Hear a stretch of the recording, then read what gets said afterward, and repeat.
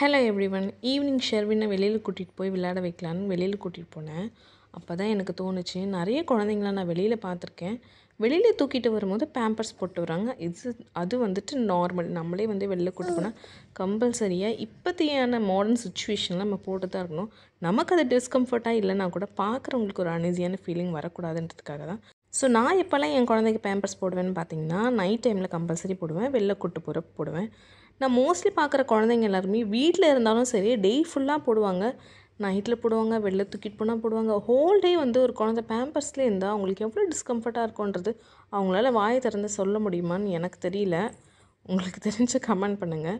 நம்ம ஏதாச்சும் வெளியில் போனாலும் இல்லை ஃபங்க்ஷன்ஸ் இல்லை ட்ராவல் பண்ணிவிட்டு வீட்டுக்கு வரும்போது நம்ம ஃபர்ஸ்ட்டு செய்கிற விஷயமா இருக்குமே ட்ரெஸ் சேஞ்ச் பண்ணுறதா இருக்கும்.